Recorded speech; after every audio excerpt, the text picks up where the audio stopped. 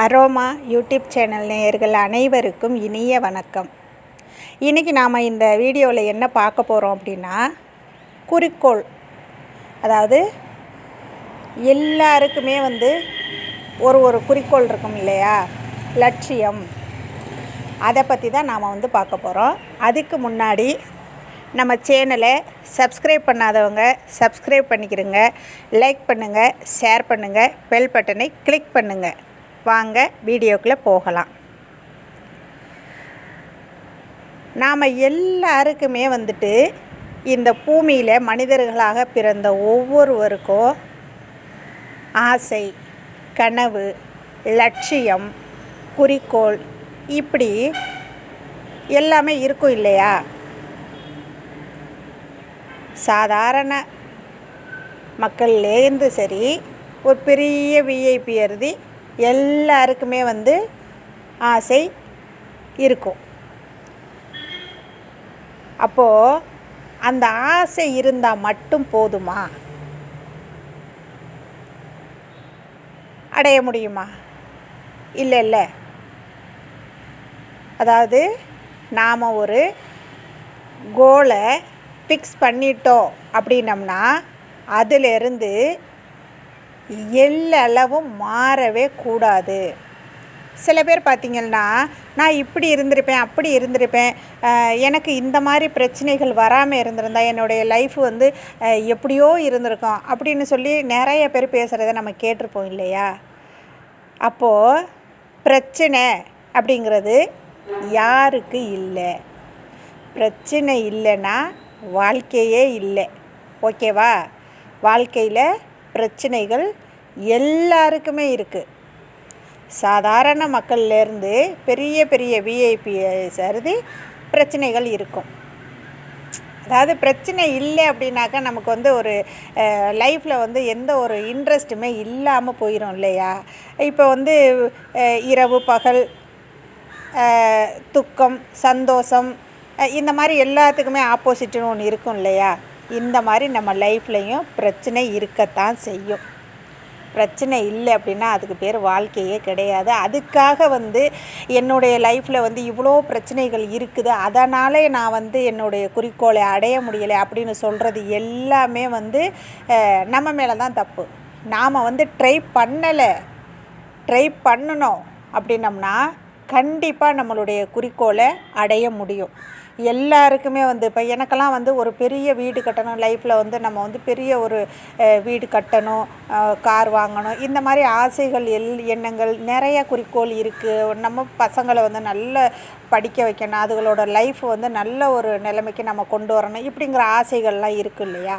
இப்போ இந்த ஆசையெல்லாம் வச்சுக்கிட்டு நான் எதையுமே ட்ரை பண்ணாமல் இப்படியே இருந்தேன் அப்படின்னா எனக்கும் ஆசை இருக்குது. இல்லை யாராவது கேட்டால் எனக்கும் ஆசை இருக்குது, குறிக்கோள் இருக்குது, லட்சியம் இருக்குது, நான் கண்டிப்பாக அதையெல்லாம் அடையணும் அப்படின்னு சொல்லிட்டு பேசாமல் வெறுமனே நான் பாட்டுக்கும் டிவி பார்த்துட்டு சமைச்சிட்டு சாப்பிட்டு பசங்களை பார்த்துட்டு இப்படியே இருந்தோம் அப்படின்னம்னா நம்ம அந்த குறிக்கோளை அடைய முடியுமா? யாராவது ஏன் நீ இதை செய்யலை அப்படின்னா என்ன செய்கிறது? நான் வீட்டு வேலை பார்க்கணும், பசங்களை பார்க்கணும், ஸ்கூலுக்கு அனுப்பணும், துணி துவைக்கணும், சாப்பாடு செய்யணும், இந்த மாதிரி காரணங்களை சொல்லிக்கிட்டே இருந்தோம் அப்படின்னம்னா நாம் ஒரு பொழுதும் நம்மளுடைய குறிக்கோளை அடையவே முடியாது. சரியா? யாருக்கு இல்லை? எல்லாருமே ஃபேமிலியில் எல்லாருக்குமே வேலை இருக்கும் இல்லையா. அதையும் தாண்டி குறிக்கோளை அடைஞ்சவங்க, சாதித்தவங்க, வெற்றி அடைஞ்சவங்க எவ்வளவோ பேர் இருக்காங்க இல்லையா. நம்ம டெய்லி படிக்கிறோம். இந்த சாதித்தவங்க, வெற்றியாளர்கள், இவங்களுடைய புக்கெல்லாம் நம்ம எடுத்து படித்து பார்த்தோம்னா நமக்கு அப்படியே ஆச்சரியமாக இருக்கும். இவ்வளோ பிரச்சனைகளை வச்சுக்கிட்டு எப்படி இவங்களால் இவ்வளோ சக்ஸஸ்ஃபுல்லாக அவங்களுடைய அந்த குறிக்கோளை பண்ண முடிஞ்சது, ஒரு சாதனையாளராக மாற முடிஞ்சது, ஒரு வெற்றியாளராக உருவாக முடிஞ்சது அப்படின்னு நமக்கெல்லாம் பெரிய ஆச்சரியம் இருக்கும் இல்லையா. அப்போது அவங்கள அந்த அளவுக்கு உயர்த்தினது எது? ஆசை இருந்தால் தான் நம்ம அடைய முடியும் இல்லையா. இப்போ இன்றைக்கி நான் மட்டன் குழம்பு சாப்பிட்டே ஆகணும், உச்சிக்கு மதியானத்துக்கு நான் நல்லா சாப்பாடு மட்டன் குழம்பு சாப்பிட்டே ஆகணும்னு சொல்லிட்டு இருந்தால் அப்படியே தான் இருக்கலாம் இல்லையா? அதுக்காக நம்ம பேக் எடுத்து பைய எடுத்துகிட்டு போய் காசு எடுத்துக்கிட்டு போய் மட்டன் கடையில் போய் மட்டன் வாங்கிட்டு வந்து அதுக்கு உண்டான சாதனமெல்லாம் வச்சு சமைச்சு சாப்பிட்டா எல்லாம் ரெடி பண்ணால் தான் நம்ம சாப்பிட முடியும் இல்லையா?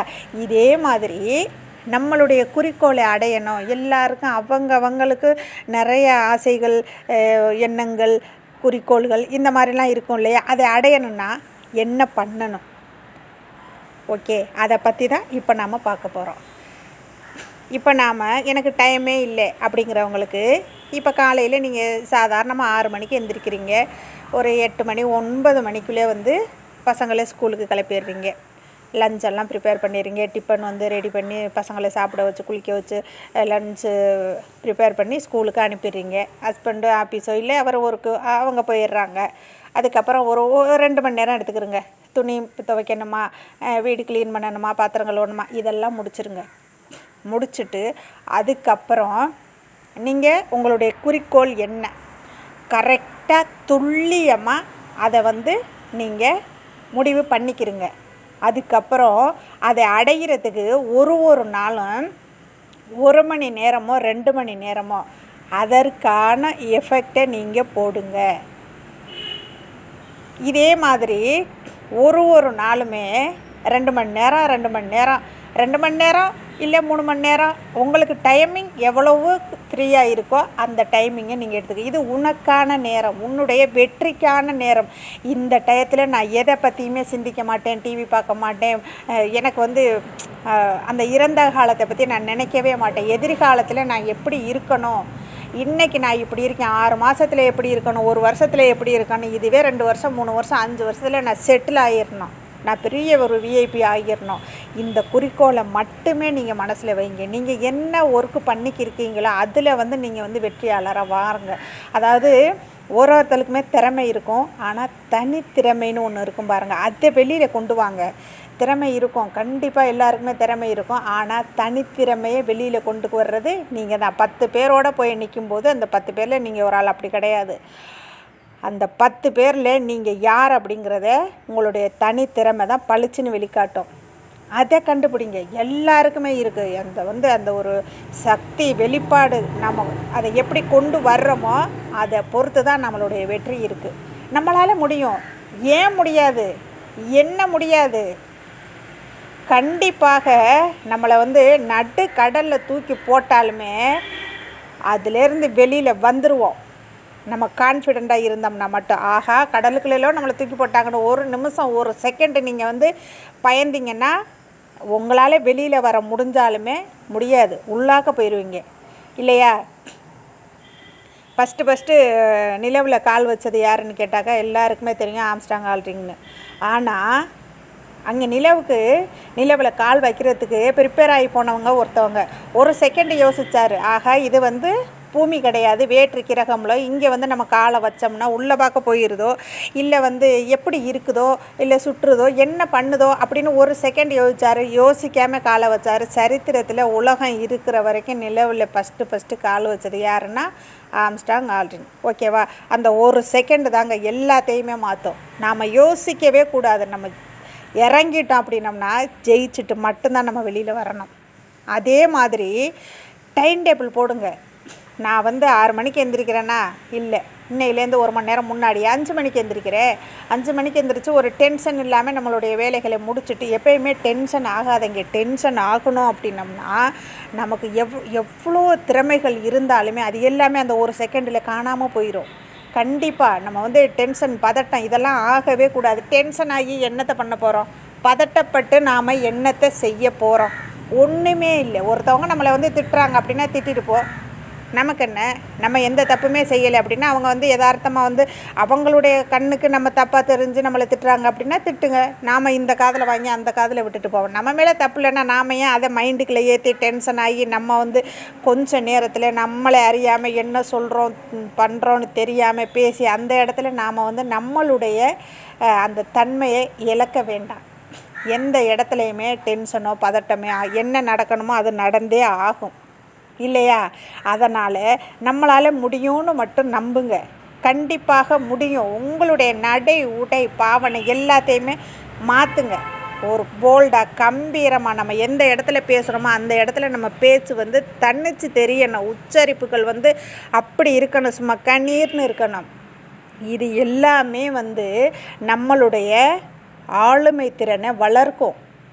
நம்மளுடைய நடை உடை பாவனை இது எல்லாமே நம்மளே வந்து நல்லா அழகாக மேக்கப் பண்ணிக்கிட்டு நம்ம அந்த உடம்பை வந்து கச்சின்னு வச்சுக்கிட்டு நீட்டாக ட்ரெஸ் பண்ணி கண்ணாடி முன்னாடி போய் நின்று பாருங்கள். இந்த உலகத்துலேயே நீங்கள் தான் அழகு.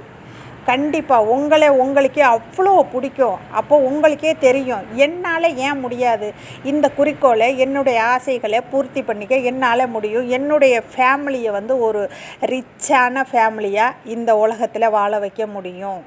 கண்டிப்பாக முடியும் அப்படின்ற எண்ணம் வந்து உங்களுக்குள்ளேவே ஊற்றாக வரும் இல்லையா?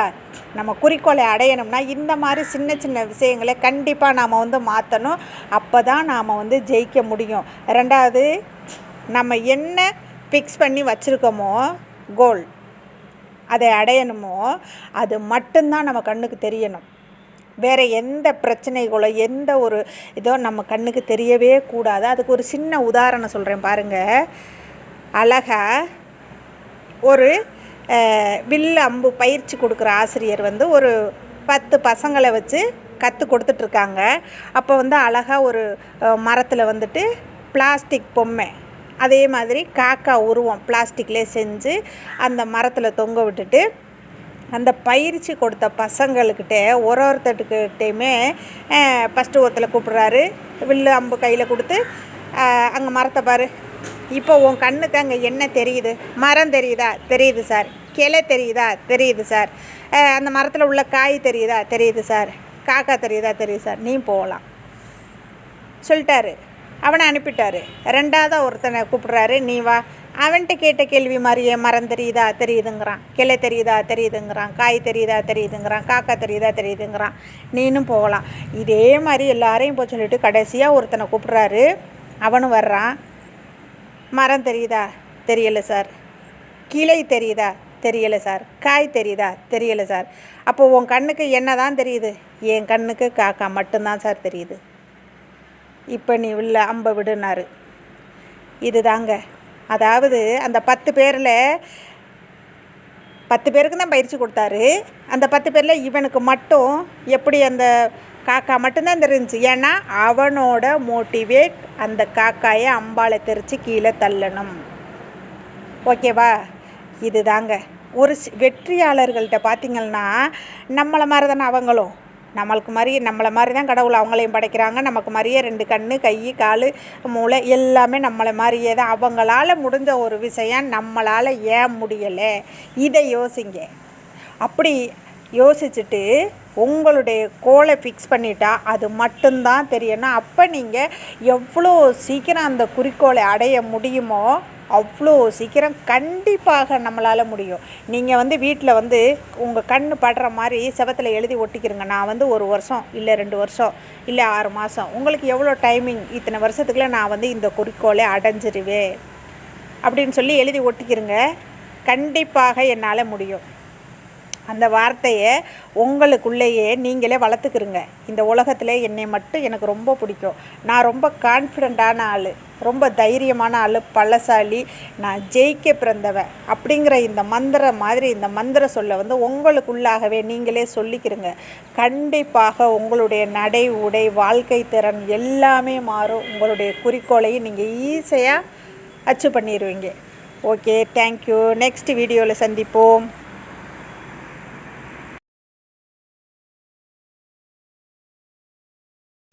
Make me clear.